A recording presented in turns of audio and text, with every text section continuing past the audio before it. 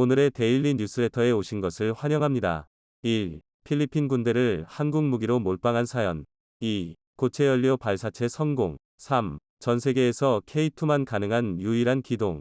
한번 진실을 알아봅시다. KF-21가 필리핀으로 수출될 수 있다는 소식이 전해지면서 초유의 사건이 발생했습니다. 필리핀의 군사 매체에서는 KF-21 보라매를 도입하자는 의견이 늘어났으며 다목적 전투기 사업 MRF 사업 대상을 비싼 미국 전투기가 아닌 이미 FA-50으로 신뢰가 입증된 한국의 KF-21로 바꾸자는 이야기가 나오고 있습니다. 그러나 이에 대해 우리 국민 중 상당수가 반감을 느끼고 있습니다. 이는 필리핀이 잠수함 대금 지불 문제로 욕을 먹고 있는 인도와 비슷하다고 생각하는 것 같습니다. 돈을 내지 않으면 어쩌냐는 것인데요. 그런데 필리핀은 인니와 다르게 FA-50, 호세리 잘급 등 각종 군함을 제값으로 구매한 한국 방산무기 시장에서 최고의 우수고객입니다. 심지어 K3 기관총을 제식기관총으로 채용하고 대통령이 직접 한국 다산기공미 개발한 소총을 만져보며 도입을 검토할 정도로 한국 무기 사랑이 대단합니다. 따라서 필리핀이 KF-21을 살지도 모른다는 이야기는 의외로 매우 가능성이 높고 리스크도 크지 않은 현실적인 이야기입니다. 하지만 그럼에도 너무 불안하다고 이야기하는 이들이 많습니다. 필리핀이 한국 무기를 많이 쓰는 것은 한국이 덤핑에 가까운 저렴한 가격과 각종 사은품을 제공했기 때문일 뿐이며 KF-21이 아무리 잘 나와봐야 수십 년 동안 끊임없이 개량된 미국의 F-16 전투기를 대체하기는 어렵다는 것입니다. 분명 이는 맞는 주장입니다. F-16이 구형 4세대기임에도 불구하고 끊임없는 개량을 통해 최고 성능의 4.5세대기로 진화하며 시장을 장악하고 있는 것은 엄연한 사실입니다. 하지만 한국은 필리핀에 무기를 팔 때 포환급 초계함, 구룡 다연장 로켓 등 구식 무기를 필리핀에 무상으로 제공했습니다. 뿐만 아니라 대한민국은 경제 및 군사안보에 있어 많은 협력을 추진하고 있는데요. 즉 국제정세와 필리핀의 안보 점세를 고려했을 때 필리핀이 KF-21을 사는 것은 충분히 가능한 시나리오라는 것이죠. 그래서 준비했습니다. 오늘은 한국 방산 최고의 우수고객 필리핀이 KF-21을 사고 싶어하는 이유에 대해 알려드리겠습니다. 최근 필리핀 공군에게는 큰 고심이 있습니다. 바로 다목적 전투기 사업 MRF입니다. 필리핀군이 운용할 수 있을 정도로 저렴하면서 다양한 임무를 수행할 수 있는 경량 전투기를 도입하기 위해 추진된 사업인데요. 필리핀 공군은 이 MRF 사업을 통해 F-16 블록 52분의 50을 도입하려 했습니다. F-16은 미공군이 운용하는 전투기 중 가장 저렴하지만 그럼에도 우수한 성능 덕에 세계 여러 나라가 구입한 명품입니다. 그리고 블록 50은 F-16C, D 기종 중 후기형에 해당하는 기종으로 여러 선진공군에서 운용됐습니다. 일례로 한국이 1994년부터 라이선스 생산으로 도입한 KF-16의 최초 성능이 바로 이 F-16C, D 사양이었습니다. 한국에서는 총 120대가 면허 생산됐는데요. 군사적으로 대한민국 공군이 북한 공군을 완전히 압살하기 시작한 것이 KF-16의 도입 완료 시점이라는 평이 있을 정도로 매우 훌륭한 전투기입니다. 하지만 이것과 별개로 문제가 생겼습니다. 필리핀이 원하는 블록 50 사양의 항공기가 국제 군사무기 시장에서 씨가 마른 것입니다. 원인은 바로 F-16V에 있습니다. F-16V는 F-16의 최신 개량형으로 블록 72분의 70에 해당하는데요. AESA 레이더 채택, 새로운 임무 컴퓨터와 전자전 장비, 깃골 보감강을 통한 무장 탑재량 증가 등 엄청난 개량이 이뤄졌습니다. 그래서 미공군을 비롯한 여러 국가에서 관심을 보였고 구매 주문이 쏟아졌습니다. 그러자 제작사인 록히드 마틴은 블록 50 생산 라인을 완전히 F-16V 전용으로 바꿨습니다. 즉 블록 50 버전의 기체는 신규 양산이 완전히 중단된 것이죠. 그래서 필리핀은 중고 무기 시장에서 블록 50을 구하려 했습니다. 하지만 이마저도 실패했는데요. 엄청난 개량이 이뤄졌음에도 블록 50 사양을 F-16V로 업그레이드하는 것이 그리 어렵지 않자 블록 50을 가진 국가들이 너도 나도 개량에 뛰어든 것입니다. 여기에는 우리 대한민국도 있는데요. 얼마 전 대한민국은 1990년대 라이선스 생산에 기령이 30년이 다 돼가는 KF-16을 좀 더 오래 쓰기 위해 F-16V 사양으로 업그레이드하기로 결정했습니다. 그래서 2022년 현재를 기준으로 상당수의 KF-16이 F-16V 사양인 KF-166로 개조됐습니다. 기골이 보강되고 상당수 장비가 첨단 장비로 교체됐는데 이 때문에 필리핀의 F-16 블록 50 도입은 결국 좌절되고 말았습니다. 하지만 필리핀은 포기하지 않았습니다. 이참에 웃돈을 주고라도 최신형 F16V를 사자며 F16V 도입으로 사업 규모를 키우려 했습니다. 하지만 이마저도 망했습니다. F16V 위 가격이 필리핀의 예상을 뛰어넘는 상상 그 이상으로 올랐기 때문입니다. 구체적으로 필리핀은 1조 4천억 원의 예산으로 12대의 F16V를 사려 했습니다. 같은 예산이면 F16C, D 후기형을 충분히 사고도 남을 돈이었기에 큰 문제가 없을 것 같았습니다. 그런데 록히드 마틴이 필리핀에 제안한 금액은 1조 6천억 원이었습니다. 2천억 원이라는 돈은 재정이 충분하지 않은 필리핀에게는 너무 큰 금액이었습니다. 그래서 구매를 주저했는데요. 그런데 놀랍게도 그 잠깐 사이 F16V 주문이 쪽주하면서 가격이 1조 6천억 원에서 1조 8천억 원으로 뛰었습니다. 뿐만 아니라 주문 대기열이 너무 길어져서 주문을 해도 신품을 수령하는데 거의 10년이 걸릴지 모른다는 통보를 받았는데요. 이 소식에 필리핀은 F16을 사는 게 불가능하다고 판단했습니다. MRF 사업의 목적이 최근 남중국해에서 급격히 강해지고 있는 중국의 위협에 대항할 신형 전투기를 최대한 빨리 확보하는 것인데 아무리 F16V 가져와도 10년씩 기다릴 수는 없었기 때문입니다. 이에 따라 MRF 사업의 유력 후보 기종이 단 둘로 좁혀졌습니다.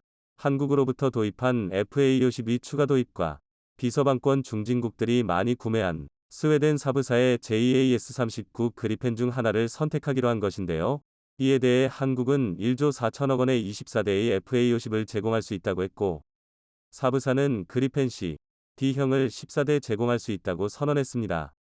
그리고 결과는 순식간에 나왔습니다. 바로 한국의 패배였는데요. FA50 기본형과 그리펜의 성능 차이가 너무 많이 났기 때문입니다. JAS-39 그리펜은 전장 14.1m, 전폭 8.4m, 전고 4.5m의 최대 이륙 중량 14톤인 경량 전투기입니다. 총 8개의 하드포인트에 5톤의 무장을 탑재할 수 있습니다. 그리고 FA50은 전고 13.1m, 전폭 9.5m, 전고 4.9m, 최대 이륙 중량 13.5톤의 경공격기입니다. 총 7개의 하드포인트에 5톤 정도의 무장을 탑재할 수 있습니다. 그리고 둘 모두 미제 F404 엔진의 개량형을 채택했기 때문에 비행 성능에서는 큰 차이가 없습니다. 이렇게만 보면 그다지 성능 차이가 나지 않는 것 같은데요. 그러나 세세한 성능을 보면 격차가 엄청납니다. 먼저 FA50의 전투행동 반경은 440km에 불과한 반면 그리펜의 전투행동 반경이 800km에 달합니다. 그리고 대공무장으로 AIM-9 사이드와인더만 사용할 수 있는 FA50과 달리 그리펜은 5가지 단거리 대공미사일과 3가지 중 장거리 대공미사일이 통합되어 있습니다. 뿐만 아니라 공대지, 공대함 미사일 역시 사용할 수 있습니다. 또 훈련기를 개조한 FA50에 비해 그리펜의 항전 장비가 훨씬 우수합니다. 정리하자면 FA50 기본형은 죽었다 깨어나도 그리펜보다 성능이 떨어집니다. 그런데 반전이 일어났습니다. 코로나 사태가 일어나면서 관광산업으로 큰 수익을 얻던 필리핀 재정이 큰 타격을 받으면서 그리펜 도입이 지연된 것인데요. 그런데 이 잠깐의 지면으로 인해 판세가 한국으로 기울었습니다. 바로 FA50 블록 20 때문인데요. 방산 수출에 관심이 많으신 분이라면 다들 아시다시피 최근 한국은 폴란드에 48대의 FA50을 수출하기로 결정했습니다. 동시에 이집트와도 100여 대가량의 FA50 수출을 논의 중이며 우리 공군도 FA50 20대를 주문했습니다. 그런데 여기서 중요한 것은 기존 FA50의 연료 탱크와 항전 장비를 늘린 데다 레이더까지 AESA 레이더로 업그레이드된 FA50 블록 20을 제공하겠다고 선언했다는 것입니다. 이렇게 개량된 FA50과 JAS-39 그리펜을 비교할 경우 그리펜과 FA50의 성능 격차는 거의 없거나 오히려 FA52도 우수합니다. 게다가 그리펜보다 FA50 블록 20이 가격적인 면에서 훨씬 저렴합니다. 그래서 필리핀으로서는 이왕 이렇게 된 김에 FA50을 사자는 생각이 틀법한 상황이 된 것이죠. 그리고 결정을 바꿀 만한 뒷배경도 있습니다. 사실 스웨덴 사브사가 팔겠다는 그리펜 전투기는 사브사의 악성 재고입니다. 한창 수출이 잘 될 때 생산했다가 고객이 없어 방치된 전투기들인데요. 그래서 스웨덴은 땡처리를 하겠다고 12대를 산다는 필리핀에게 이 대를 더 준다며 판매를 제안했습니다. 필리핀도 이를 알고 있었는데요. 그러나 살 수 있을 정도로 저렴한 전투기 중 그리펜의 성능이 제일 좋았기에 아랑곳하지 않고 그리펜을 사기로 결정한 것입니다. 하지만 블록 20을 살 수 있다면 얘기가 달라집니다. 우선 그리펜은 부품 부족 문제가 발생할 가능성이 매우 높습니다. 그 이유는 그리펜의 동체를 늘려 성능을 강화한 그리펜 엔지가 너무 높은 단가로 인해 수출이 부진해지면서 그리펜 관련 부품의 생산이 아예 멈춰버릴지도 모를 상황이기 때문인데요. 반면 FA50 블록 20은 이제 막 생산을 시작한 신기종이며 수출 물량도 엄청나게 늘고 있습니다. 따라서 FA52 생산 라인이 앞으로 적어도 10년은 유지될 것으로 보이는데요. 여기에 더해 대량 생산으로 인한 단가 하락도 충분히 가능한 상황입니다.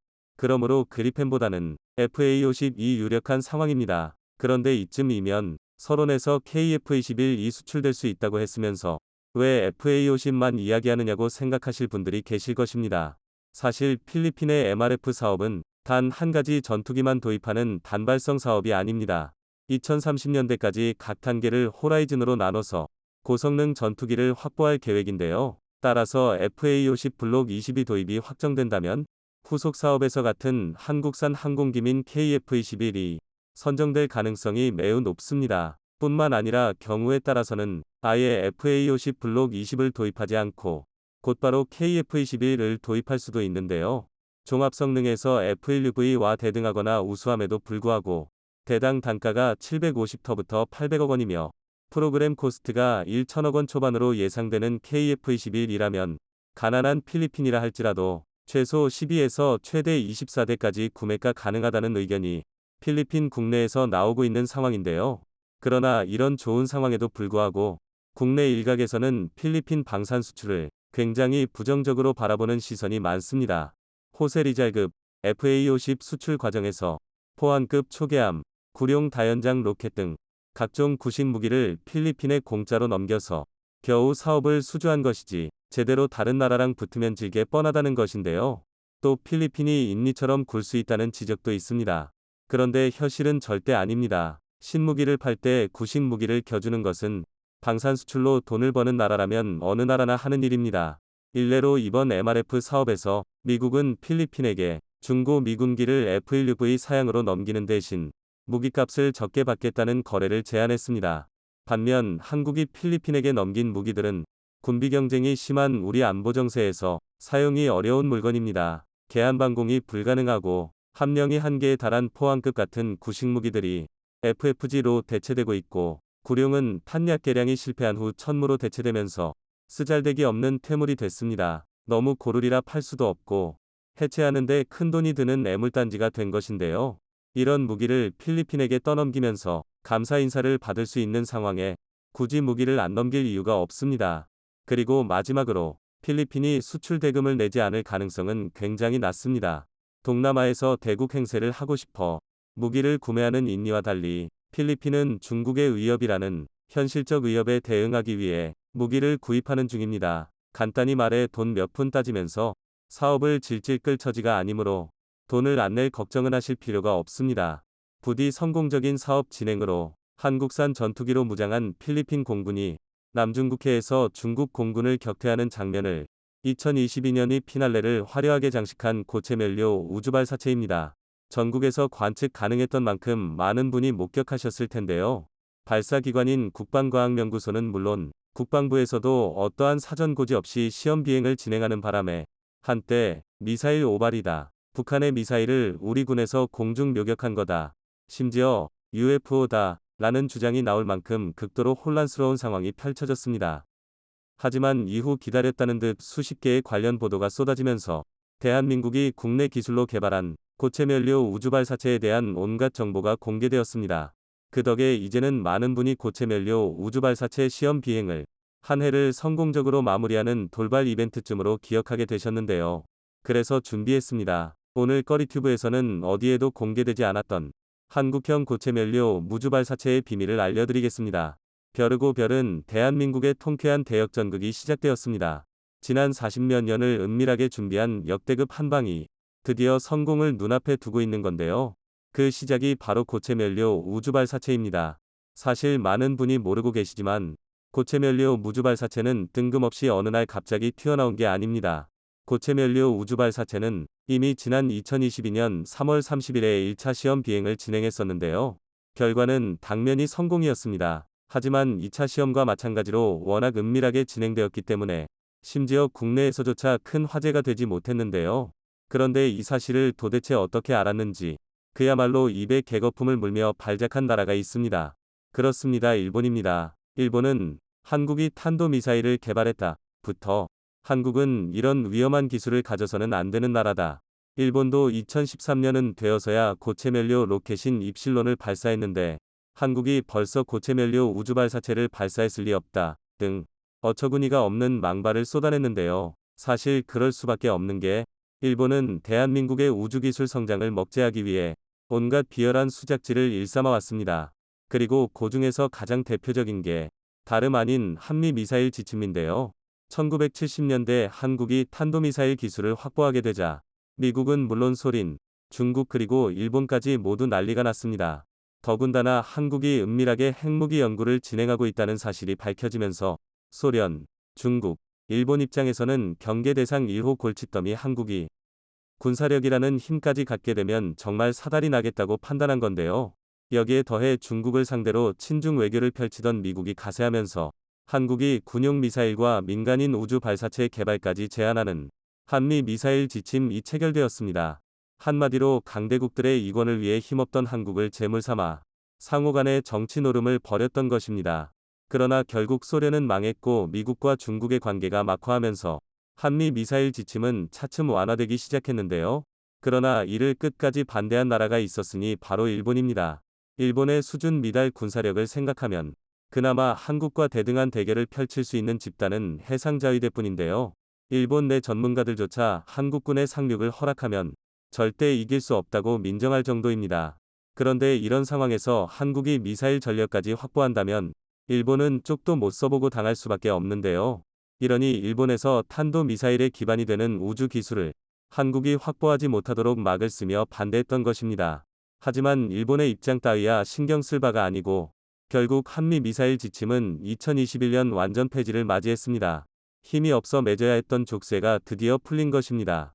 그리고 고작 1년 만에 한국은 3월 고체면료 무주발사체 1차 비행시험, 6월 누리호 발사시험을 연달아 성공시켰고 마침내 12월 고체면료 무주발사체 2차 시험까지 성공했는데요. 사실 머리카락 하나 굵기 정도의 모차에도 사업이 좌초되는 우주 기술의 난이도를 생각하면 이건 말이 안 되는 속도입니다. 그런데 한국은 마치 이런 순간만을 기다렸다는 듯 폭발적인 성장을 거듭하면서 전 세계를 발칵 뒤집어 놓았는데요.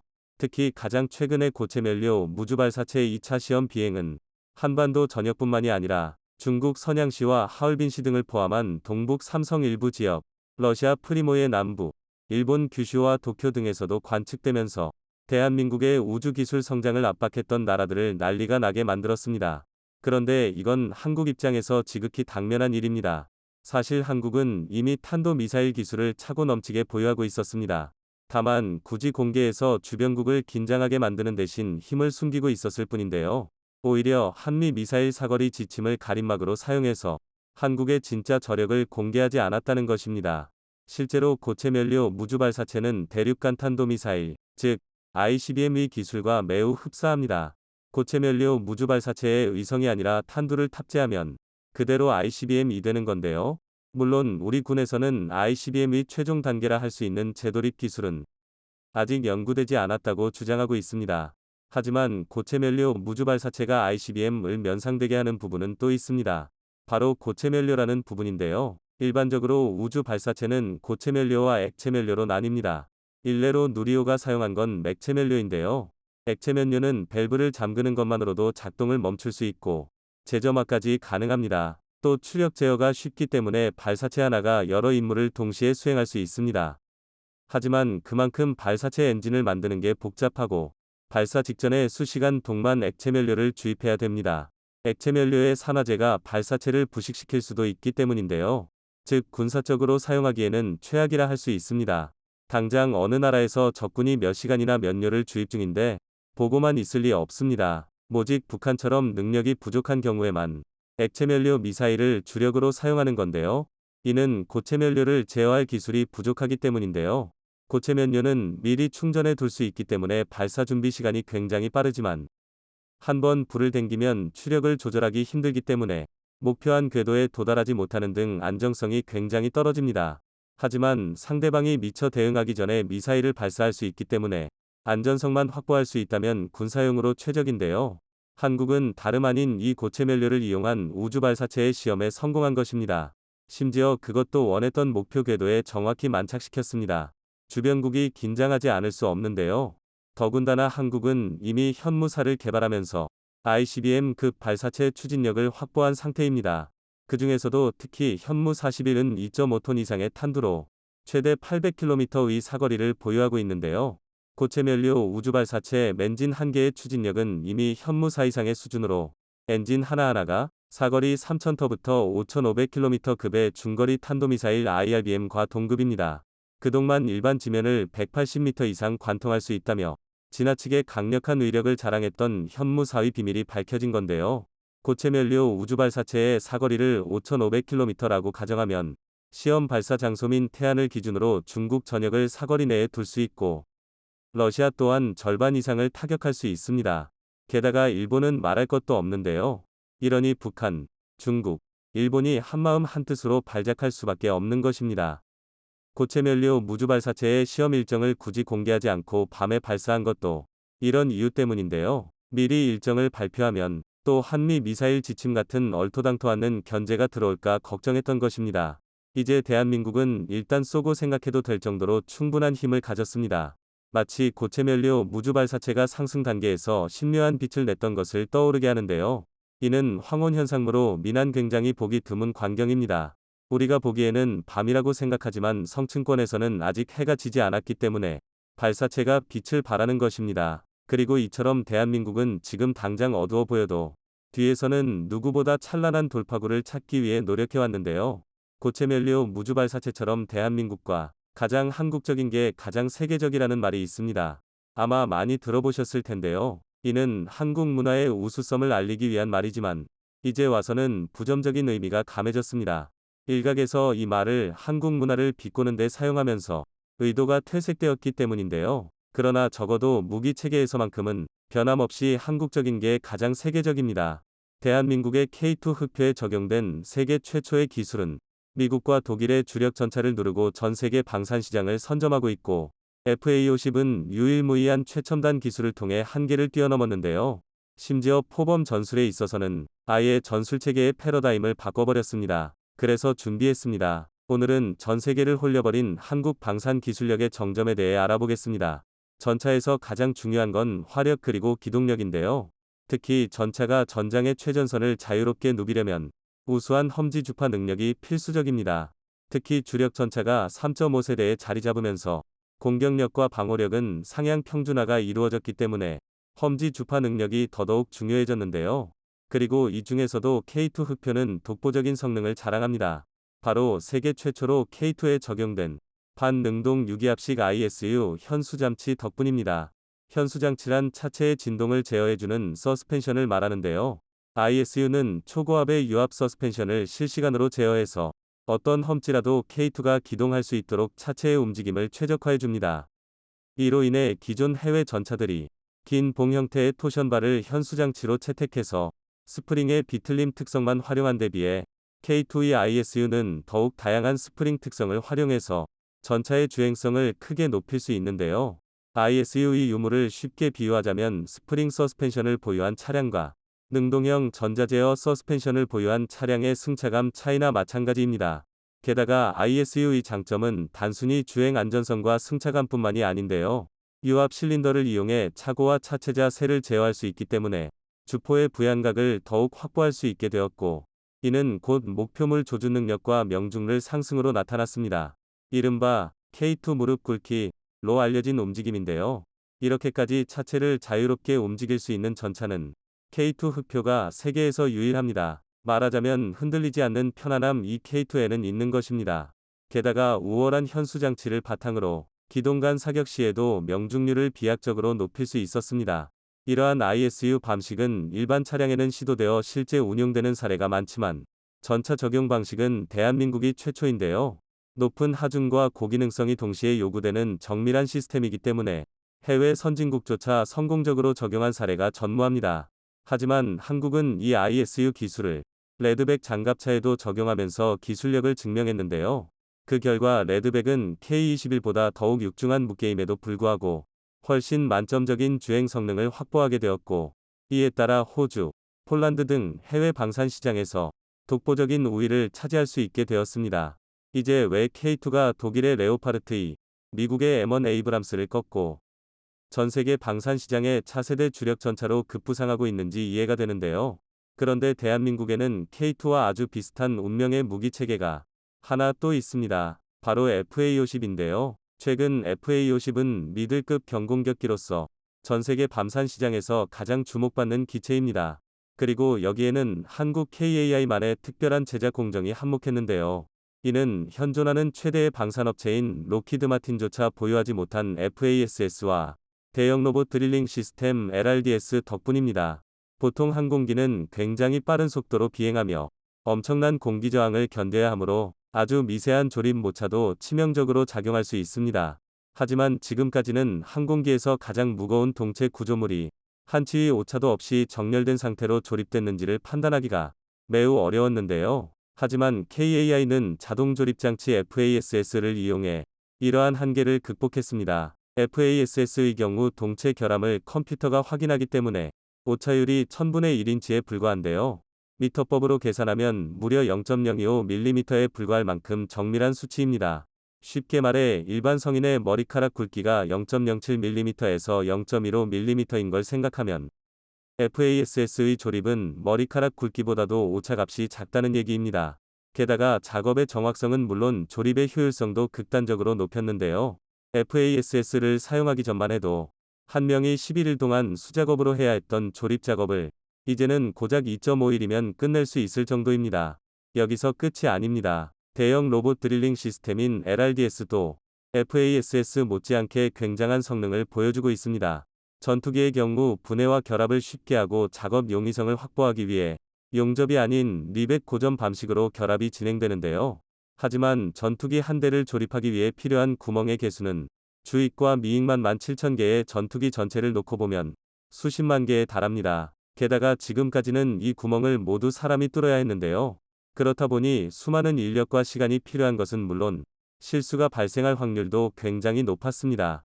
그러나 KAI는 로봇 시스템을 이용한 자동화 공점을 적용하여 공정의 정밀성과 함께 수작업 대비 혁신에 가까운 작업 효율성을 보유하게 되었는데요. LRDS의 도입 전과 비교해보면 무려 84%나 작업 시간을 단축할 수 있게 되었습니다.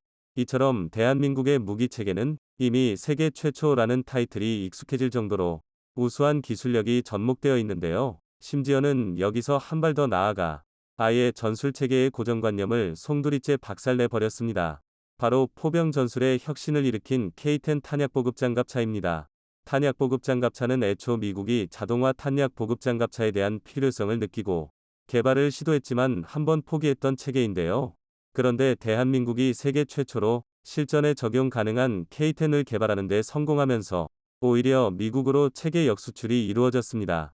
최대 104발이 탄약과 504개의 장약 추진체를 적재할 수 있는 K-10은 운용병의 안정성과 피탄 노출 방지, 그리고 임무 지속성과 궤도 장갑차의 험지 주파 능력을 모두 갖추고 있는데요.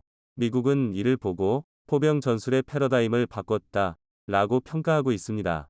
그도 그럴 게 K-10이 개발되기 전까지만 하더라도 전 세계가 사용하는 포탄 운반 수단은 트럭이 전부였습니다. 하지만 트럭 운반의 경우 유폭의 위험성이 매우 높을 뿐만 아니라 적재 과정 또한 굉장한 중노동이라 병력의 피로도가 급증하는 문제가 있었는데요. 그러나 K-10의 등장 이후 트럭 적재 시간 대비 4분의 1에 불과한 30분 정도면 적재가 끝나는 것은 물론 분당 12발이 포탄을 자동으로 보급하는 게 가능해졌습니다. 또한 장갑차의 높은 방어력으로 인해 생존성을 크게 증가시킨 것은 물론 K9을 따라 어디든 이동할 수 있는 궤도 차량의 기동력까지 확보하게 되었습니다. 이 덕에 K9 자주포의 전투 지속 능력은 사실상 무한해졌는데요. 더군다나 K10은 K9과 대한민국의 우수한 포탄, 장약까지 함께하는 패키지의 실현까지 이루어냈습니다. 다시 말해 K9을 도입하는 나라는 K10을 함께 도입함으로써 포병 전술 체계의 수준 자체를 한 단계 업그레이드할 수 있게 된 건데요. 이처럼 대한민국의 무기 체계는 단순히 공격력과 방어력에만 치우친 게 아니라 다른 나라는 도저히 따라올 수 없는 디테일로 전 세계 밤산 시장을 공략하고 있습니다. 특히 한국, 미국, 독일처럼 기술력에 있어 정점을 찍은 나라일수록 이 디테일의 차이가 결정적으로 작용하고 있는데요. 세계를 무대로 한 방산시장에서 대한민국의 기술력은 이미 객관적으로 뛰어난 무기체계임이 분명합니다. 그리고 비판적 시선과 더불어 응원의 눈길이 함께한다면 대한민국의 발전은 결코 끝나지 않을 것입니다.